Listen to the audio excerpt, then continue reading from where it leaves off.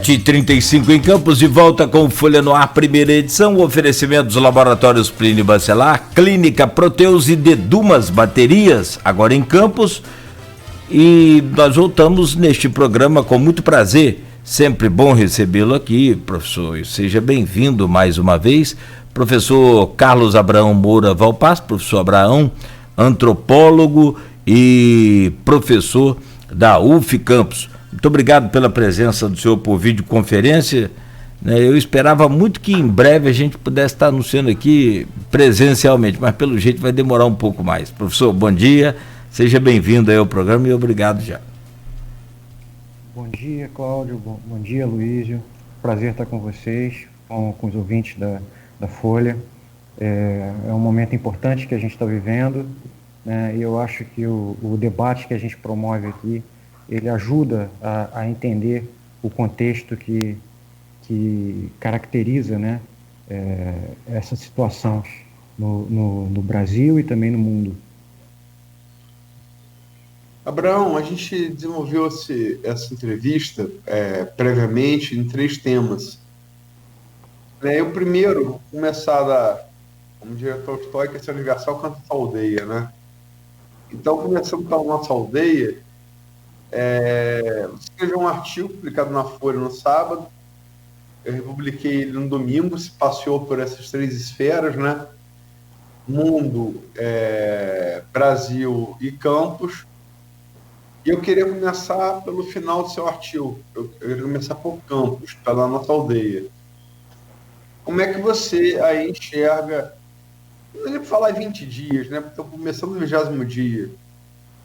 Como é que você enxerga esses primeiros 19 dias do governo Vladimir Garotinho? Bom dia, obrigado pela presença. Opa. Bem, Luiz, a gente tem um tempo que é relativamente curto para pensar, né? E por isso demanda algum cuidado, né, nas afirmações, mas é um tempo curto, porém relativo, porque a gente está falando de uma continuidade, né, de um ciclo político já antigo.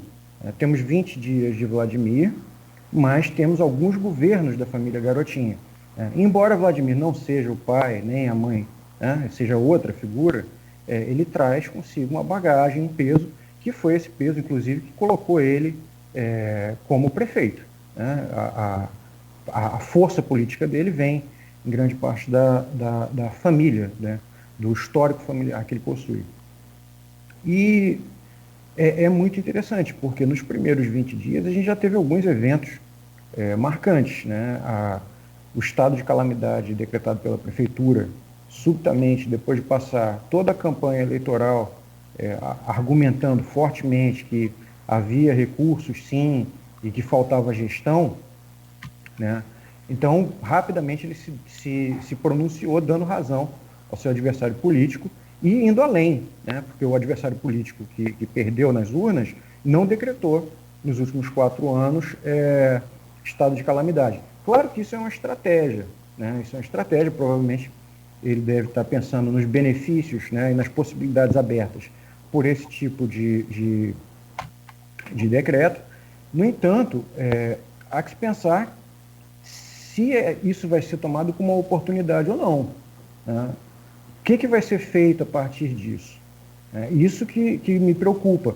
E rapidamente voltou para o horizonte das conversas, das declarações, etc., a noção de que é possível pegar empréstimos, é possível comprometer certa parte da renda, os gastos com folha são muito altos, então a gente teria que conseguir verbas para isso.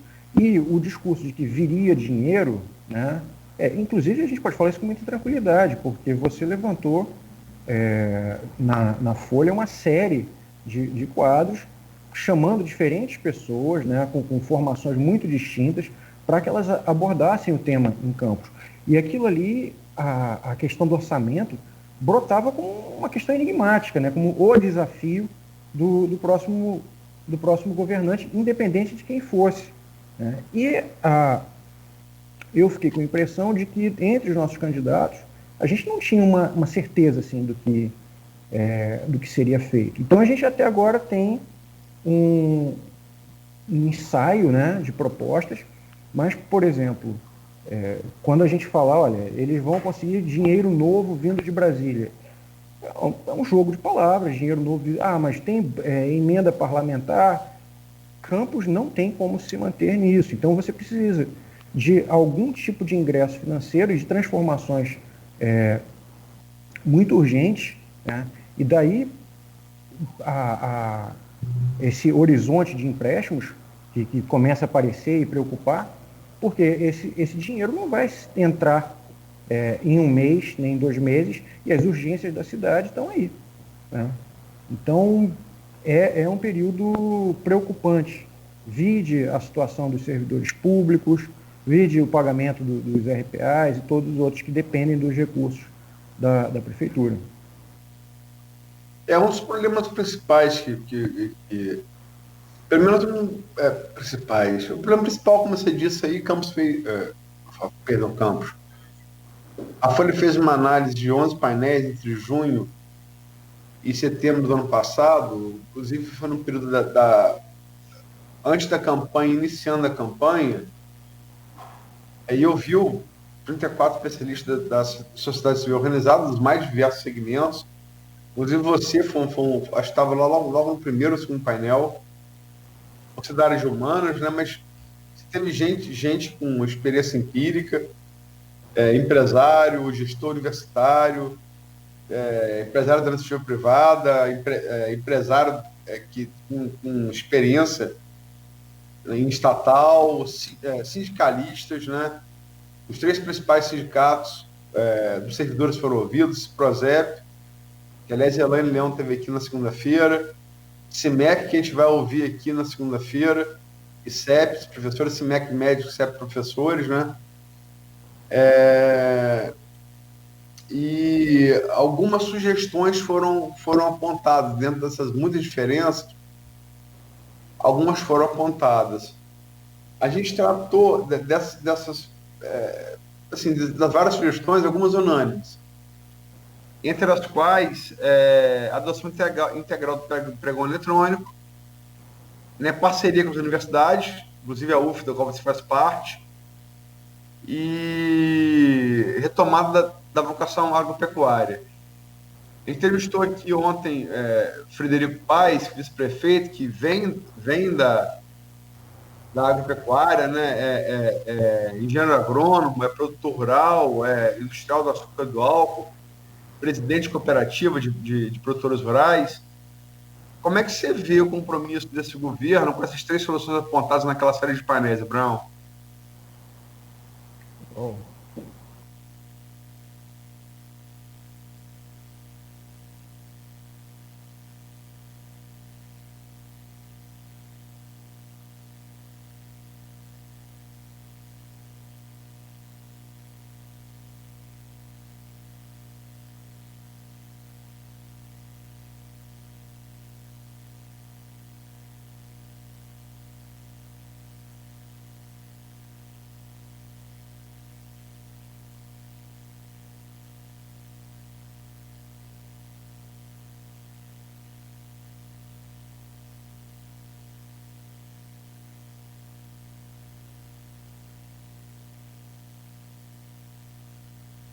Circula na cidade, que é da movimentação dos estudantes, né, que vem para cá. E isso, em virtude da pandemia, está sendo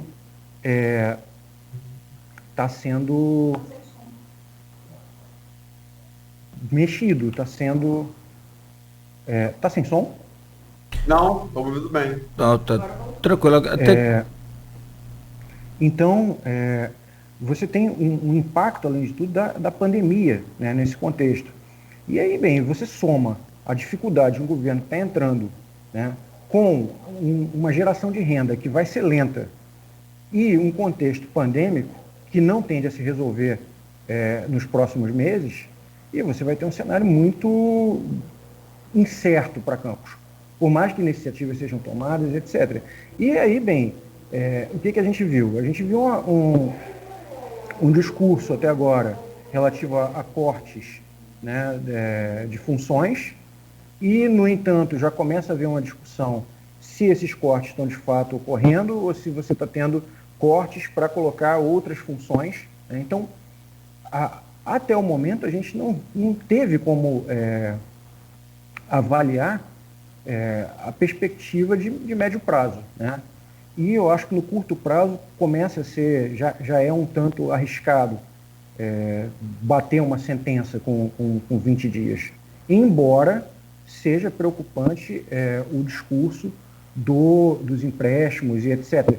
Por que eu digo que é preocupante? Porque se esses empréstimos forem tomados para pagar a conta do dia, né, se for não, os servidores estão numa situação difícil, vamos pagar a folha de servidores, então para isso precisamos de empréstimo, precisamos fazer isso, aquilo, outro. Se for dessa forma, Campos vai entrar no problema que foi largamente debatido e sofrido nos últimos 4 anos, que é uma dívida que você tem que pagar, né, e você não tem competência capital, né, para realizar investimentos. Então, é um jogo interessante e difícil, né? E uma unanimidade que havia também nos painéis é que, embora as soluções tenham sido apresentadas, né, todos foram muito categóricos em falar que esse era o desafio e que não seria fácil, né, em virtude das resistências, dos jogos políticos, dos interesses em jogo. Você tem, em relação específica ao que você falou, ao problema da Folha, o fato é que a gente entrevistou o Frederico ontem, vice-prefeito, embora tenhamos mais concentrado em Covid, afinal ele estava lá no aeroporto Bartolomeu Lizano para receber as primeiras doses da Coronavac, né? E tinha decretado não, ele estava valendo a partir de ontem o decreto para fechar o comércio, para tentar desacelerar a curva de contaminação da Covid em Campos. A gente tratou do problema que foi o tema do programa de segunda, do plenário de segunda, com a Elaine Leão, presidente do Ciprozep, que é o atraso, o não pagamento do mês de dezembro e parte do 13º, né? Para os servidores. É uma dívida que gerando aí em torno de 106 milhões. Entrevistou o Vladimir também, que na semana passada ele alegou que o governo Rafael deixou essa dívida de 106 milhões e 2,9 milhões em caixa para pagar, o que, por óbvio, não precisa ter grande conhecimento matemático para saber que pagar 106 com 2,9 é um pouco difícil. E os servidores já começam a se mobilizar. Teve protestos de servidores da saúde, né? A gente falou aqui com o Frederico conta da dificuldade que o Vladimir conseguiu 10 leitos novos de UTI para o CCC, aí um empréstimo aí com um aliado político dele, Washington Reis, prefeito de Duque de Caxias. E não tem equipe médica para montar, né? E a gente sabe que os médicos, essa manifestação da segunda-feira retrasada, foi dos médicos, não estão satisfeitos, né? Uma classe muito atuante, né? Muito unida e engajada. Vai ter uma reunião, a gente falou sobre o Frederico aqui ontem, na sexta-feira, do CIMEC, com ele Frederico, para discutir essa questão da satisfação da categoria. Mas é um fato. Inclusive, a gente aqui falou na segunda-feira com a Elaine, o Cláudio Nogueira me alertou ontem sobre isso. E é óbvio, né? O que difere trabalho escravo, trabalho assalariado, é você receber para o trabalho. Eu falei isso aqui na segunda-feira, eu acho que a Elaine gostou e virou o slogan do servidor. E de fato é verdade. Como é que você vê essa dificuldade brotando tão cedo nesse governo? E como é que você enxerga essa maneira que esse governo está tentando lidar com isso? Olha, tem um ponto que eu acho que a gente deveria recuperar, que é o seguinte: é essa relação essa ambiguidade que a gente vive agora com relação ao novo governo, né? A gente fala de um novo governo porque teve um hiato, né, de 4 anos com a gestão do Rafael Diniz, né? Mas você tem uma família que tem um conhecimento de causa, que está envolvida com a gestão municipal há décadas, né, que é a família de Vladimir. E quando Rafael Diniz assumiu em 2017, que a gente tem que lembrar que ele ganhou uma eleição num primeiro turno, né, com uma maioria de votos esmagadora, etc. e tal, aquilo ali foi um voto, foi uma manifestação popular contra a gestão que se colocava na época da prefeita Rosinha, né? E a gente agora está escutando, né, sistematicamente por parte dos canais da prefeitura, que tem muita dificuldade na transição, que está muito difícil porque os dados não foram adiantados, porque demorou para reconhecer o resultado, porque estava aguardando decisão do TSE, que foi tudo dificultado. E cabe lembrar, com um pouco de justiça, que seria muito interessante se hoje, né, janeiro de 2021, se o prefeito Rafael tivesse disponíveis os materiais, né, se é que ele fez o registro disso, da chegada dele na prefeitura.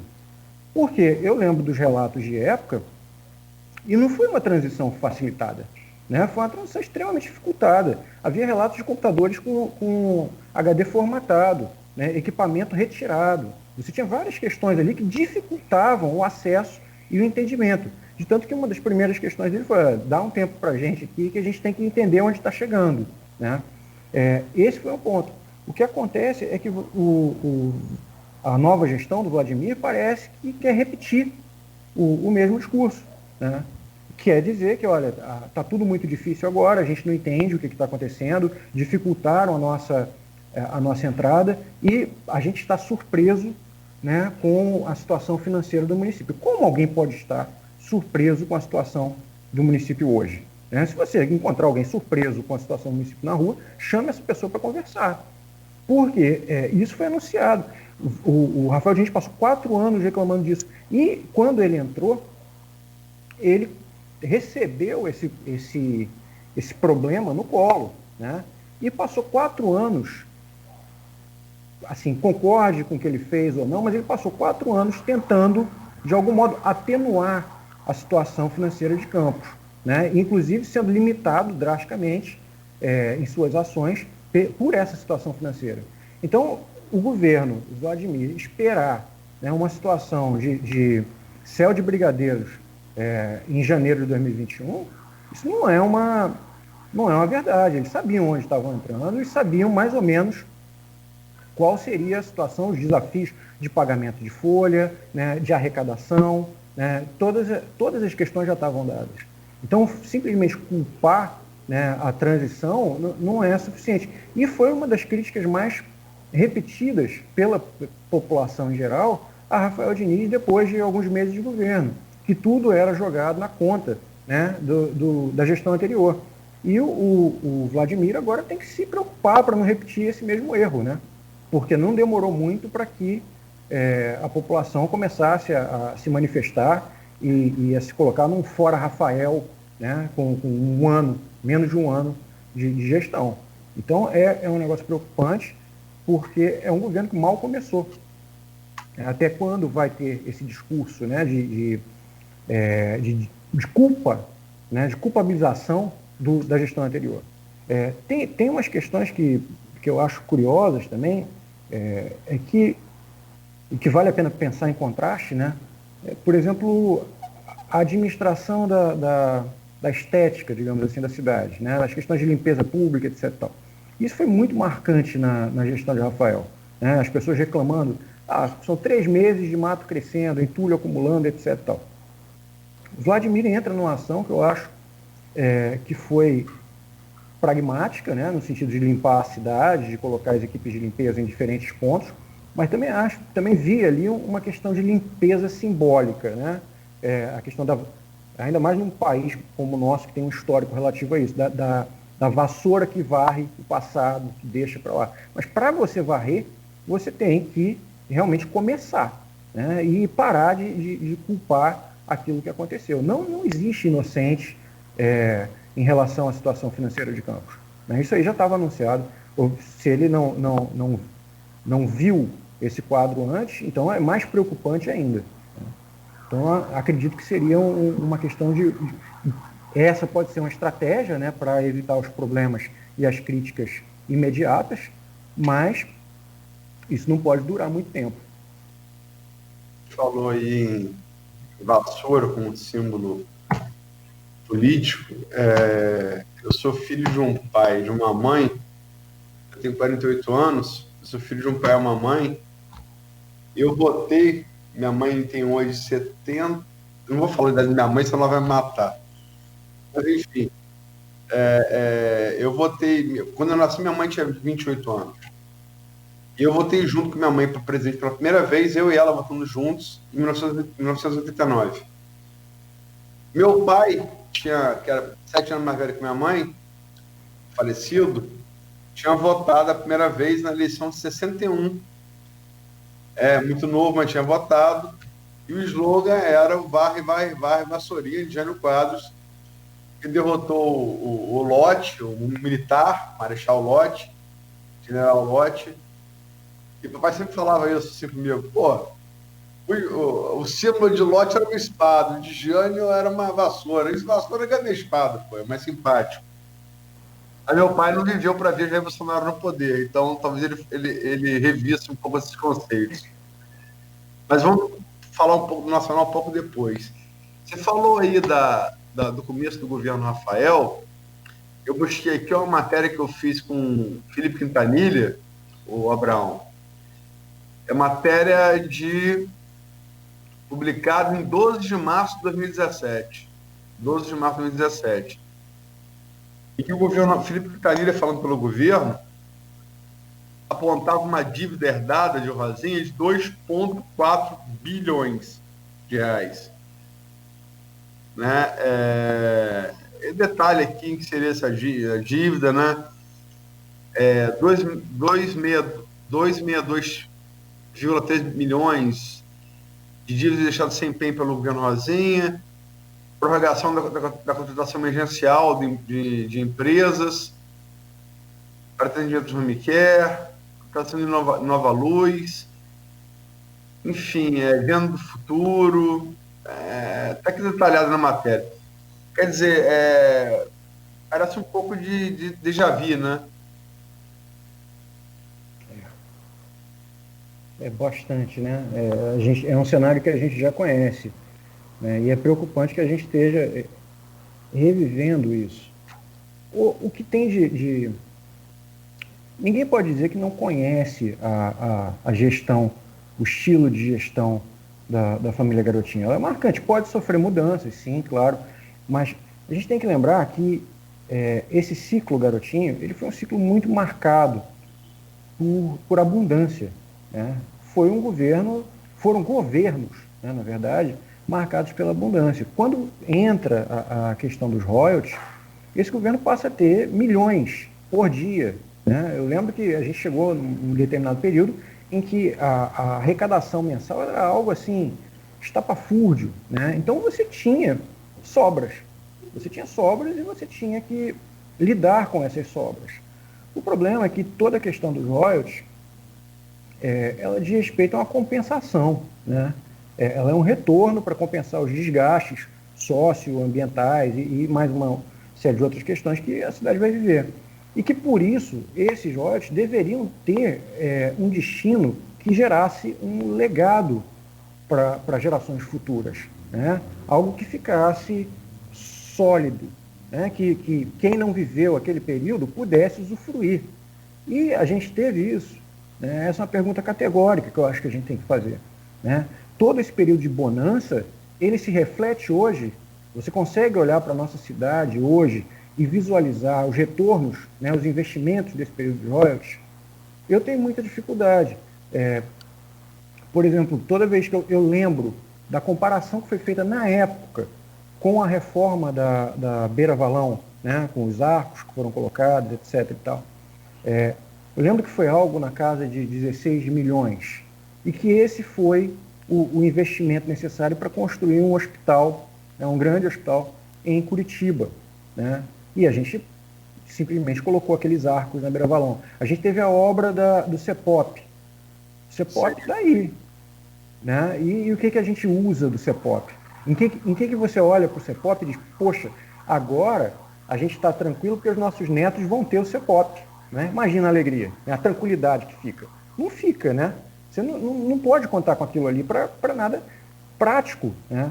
Você tem o CEPOP, tem o problema da própria cidade da criança, né? Que a gente teve que ouvir à época que a cidade da criança era a Disney, né? Local. Foram investimentos assim, de um período de fartura que foram pensados simplesmente para gastar, né? Como se a fartura nunca fosse acabar. Não teve previdência, né? Você não se preocupou com o futuro, não se preocupou em gerar legado. Né? A cidade não se desenvolveu de modo pensado. Você não teve investimentos evidentes na saúde, não teve investimentos evidentes na educação. Qual o legado hoje? Ah, mas o Hospital Geral de Guarulhos, o HGG, está ótimo, mas já repararam que de tantos em tantos anos, a própria gestão agora de Vladimir, a mesma coisa aconteceu quando assumiu o Rafael Diniz. Vai lá no HGG e diz, olha, isso aqui está funcionando muito mal, né? As paredes estão com infiltração, o teto está caindo. Então, foram investimentos assim, muito a toque de caixa para gastar dinheiro sem pensar, né, no futuro. Isso reflete um pouco do nosso histórico.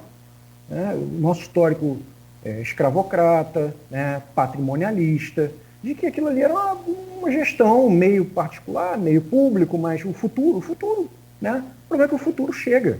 O futuro chega. E esse nosso presente era o futuro que não era imaginado na época da fartura.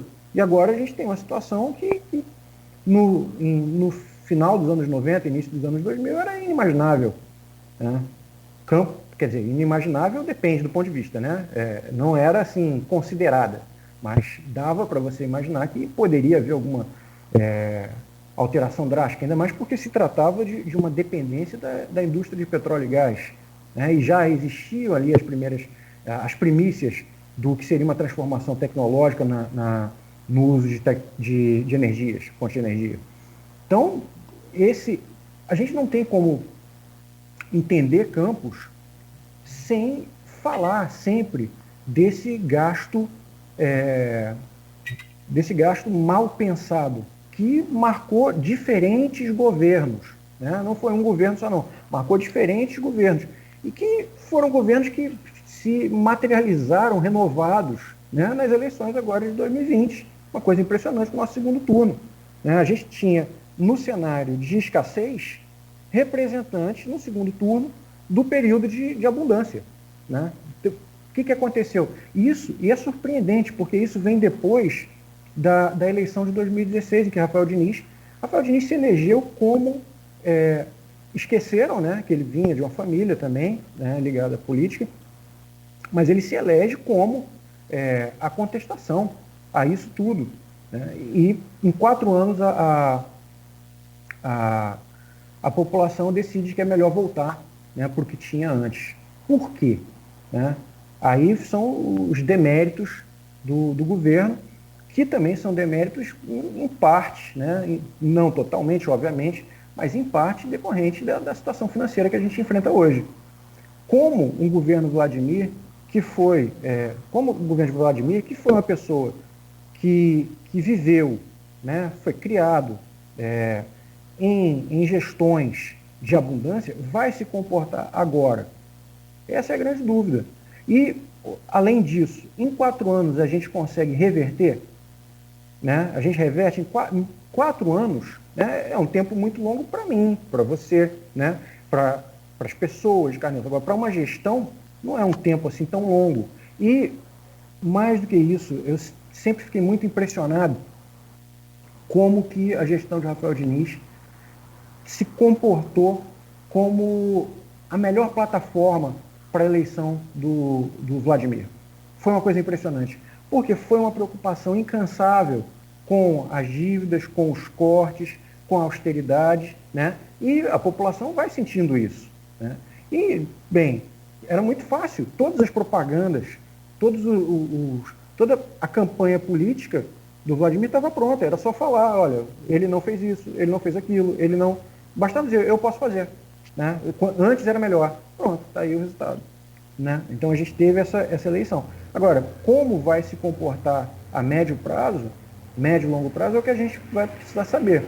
Certamente não vai dar para segurar muito tempo nas críticas à gestão passada, né?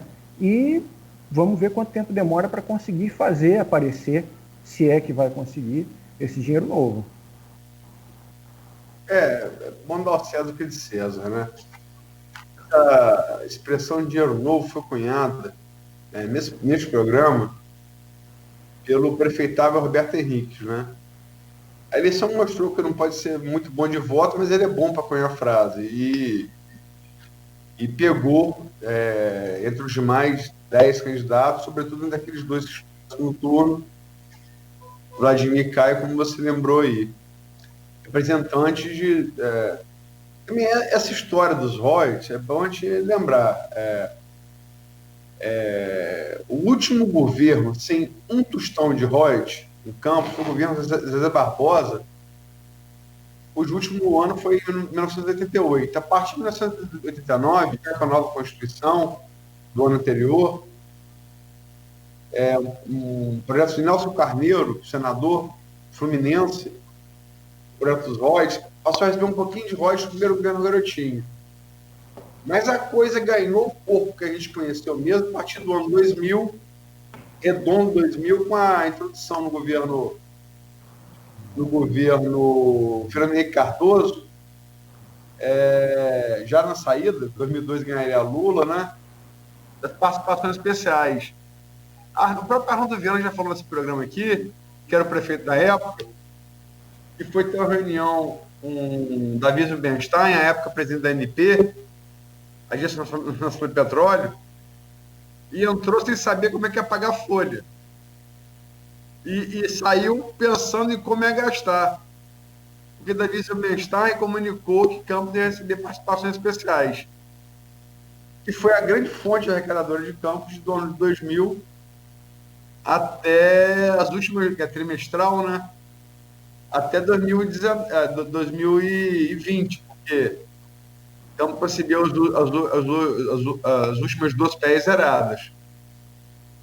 Então, só para fazer esse histórico aí, que você está falando, em relação aos royalties, mas tem aqui uma pergunta específica, no grupo do qual você faz parte também, no grupo do programa, do Kleber Glória, que é diretor clínico da Santa Casa de Misericórdia. Logicamente, puxa brasa passou a sardinha, que é uma área muito importante, sobretudo agora com a pandemia. Pergunto a você aqui, Abrão, professor Carlos, como o senhor avalia a evolução da assistência à saúde em Campos nos últimos 30 anos? Com abundância em royalties, até o caos da saúde pública vivido atualmente. Como evitar erros do passado? Olha, bem, um abraço para o Dr. Kleber. O Dr. Kleber ele entende melhor do que, muito melhor do que eu, sobre a questão da saúde em Campos, né? Mas eu acho que a gente tem alguns pontos muitos pontos de concordância. E eu volto para um pouco ao ponto anterior para dizer o seguinte: a gente pode inclusive explicar isso resumidamente com frases da campanha de 2020. Né? Dinheiro tinha, faltou gestão. Né? Faltou gestão.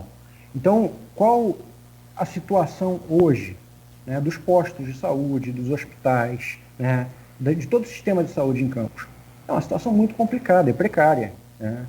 Isso não é nenhuma novidade também. Se você entra num consultório odontológico, você vai perceber que falta anestésico, né? falta, a cadeira não funciona, o ar-condicionado pinga, a parede tem mofo, falta o básico para trabalhar.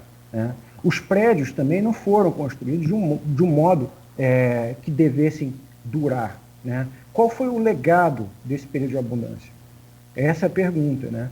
A gente tem um hospital que deveria ser um hospital de pronto-socorro, como a HGG, deveria ser um hospital de referência, para encaminhar né, os casos urgentes, etc. E você tem um hospital que vive sucateado. Né? É importantíssimo o hospital, mas ele vive sucateado. Os investimentos no Ferreira Machado. O Ferreira Machado, há pouco tempo atrás, né, não lembro quantos anos, o advogado Alex Cabral teve que entrar com ação para conseguir fazer que o elevador fosse, né, reativado. Como assim? Né? Então, quando a gente pensa nisso, é que no histórico da saúde em Campos, a gente se depara com uma perspectiva de governo extremamente patrimonialista, né? Uma coisa, você desenvolve aquilo que você tem interesse e deixa de lado aquilo que não vai gerar os frutos imediatos. E, além disso, tem outros pontos, né, no atendimento básico. Por que a prefeitura poderia explorar, inclusive, com, por exemplo, os hospitais filantrópicos, poderia estabelecer parcerias mais sólidas. Mas isso a gente nem sempre vivenciou. Né? A gente teve conflitos na gestão Rosinha do Secretariado de Saúde com hospitais filantrópicos. Né? Questões, contingenciamento de verba, atraso, etc. Como que isso se dá? Isso prejudica toda a população. Né? Mais do que isso, quando você volta para a questão dos postos de atendimento, e aí é um problema que eu não tenho solução, né? E também não sei como se coloca isso. A gente tem uma cidade onde os RPAs, em grande parte, são indicação. Historicamente, eles funcionam como indicação política. Né? Então, você coloca figuras que têm o apoio político para ocupar aquelas funções, mas não têm a capacitação. Então, essas pessoas vão trabalhar em posto de saúde, muitas vezes executando funções de certo poder, né, de gestão, mas sem o devido preparo, simplesmente porque elas foram colocadas ali pelos vereadores. Então tem uma forma personalista de gerir que ela não facilita e não contempla as demandas que a cidade tem. É realmente preocupante. É realmente preocupante. Não repetir os erros do passado significa fazer investimentos pautados nas orientações dos profissionais da saúde locais. Né? Você quer saber o que se precisa, você tem que reunir essa cúpula, né, de gestores locais, tem que consultar, mas não é consultar, fulano acha isso, mas não vou fazer não. Né? Você tem que direcionar os recursos, escolher, mas consultando. Né? Eu sinto muita falta dessa consulta, que seja uma consulta real. Né? Porque recurso não há. Hoje, né, recurso não há. O que havia e foi desperdiçado no passado, hoje não existe mais. Então você tem que direcionar estrategicamente para aquilo que é urgente. E aí você não vai fazer isso porque alguém acha. Né? Tem um fulano aqui que ele é ótimo, ele vai conseguir, etc. Não, você teria que fazer isso de um modo dialogado com as diferentes instituições, né, pensando, articulando, né, com essas lideranças da saúde local.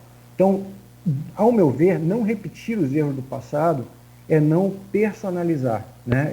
É aderir a uma postura menos patrimonialista da gestão do dinheiro público. Isso aí seria fundamental. Abrão, Cláudio, são 8h14. Campos daria um programa um programa inteiro, né? A gente tem outros assuntos na pauta. Só para ficar aqui no comentário, terminar esse bloco de comentário, a Francine Machado, ela coloca aqui, comentário no stream, a Prefeitura Municipal de Campos pertence, entre aspas, a alguns grupos políticos se intercalam de forma cíclica e com apoio da população dado nas urnas. Eita, pulou aqui. Cadê? Aqui, achei. Dado nas urnas. Enquanto isso, essa mesma população sofre, os servidores municipais passam necessidade e no diário oficial as nomeações seguem firmes. É o comentário aí da telespectadora, né, Francine Machado. Abraão, só para 20 dias, concordo com você, é um prazo muito exíguo para a gente fazer qualquer avaliação precisa. Mas se você tivesse que dar uma nota de, assim, bem concisamente, 0 a 10 não, 0 a 10 cruel, de 5 a 10 para o governo e motivo. Uau, sabe aquele momento que você diz assim, é difícil ainda avaliar? Eu tenho dúvidas ainda, eu tenho muitas dúvidas para pautar, né? Por exemplo, quando eu penso nos nomes do secretariado, me vem uma tranquilidade, né? Porque teve uma preocupação, por exemplo, com o secretário de saúde, pegar alguém qualificado, o secretário Almir, qualificado. Teve vários nomes ali que são mudou agora o nome das secretarias todas, de educação também, um profissional qualificado. Isso aí te dá parece um sinal de boa intenção, né, e de um prospecto razoável, né, um prospecto positivo. Só que a grande questão que me trava um pouco nessa questão das notas é até que ponto, né, vai haver condição de trabalho para esses profissionais, né? Até que ponto eles vão... 20 dias a gente não sabe, nem eles sabem exatamente quais as condições de trabalho, porque eles não tiveram ainda, provavelmente, né, nenhuma celeuma, não teve nenhuma discussão sobre recurso drástica. Então, até que ponto eles vão, de fato, gerir, né? O que já aparece, né, nessa pergunta é uma preocupação generalizada, né? Ela conseguiu sintetizar até que ponto os compromissos políticos e essa forma de governar, né, pautada numa retribuição de apoio constante, né? Você me apoiou politicamente, né? Você deu seu voto, então você tem um cargo aqui, você tem um cargo ali. Então, isso me preocupa muito, né? E os sinais desse retorno vão mais ou menos por aí. Então, uma nota, sei lá, 7, né? Fica aquela coisa, tá na média, cedo para avaliar, ainda tem a segunda avaliação, que vai ser a segunda, terceira, até o final do semestre, que a gente pode dar uma média nisso aí. Você, professor, com 7, passa com você? Olha, passa, né? Mas a alegria não desperta. Boa. Bom, são 8h18. Como você disse bem, Luiz, dá realmente uma série de programas aí sobre campos e com assuntos que instigam aí os nossos ouvintes também e telespectadores pelo streaming. Vamos a um intervalo rápido para a gente voltar a conversar com o professor Carlos Abraão, o professor Abraão, antropólogo e professor da UF Campos, ok? 8h19 agora em Campos, no oferecimento dos laboratórios Plínio Bacelar, Clínica Proteus e Dedumas Baterias. Voltamos em instantes.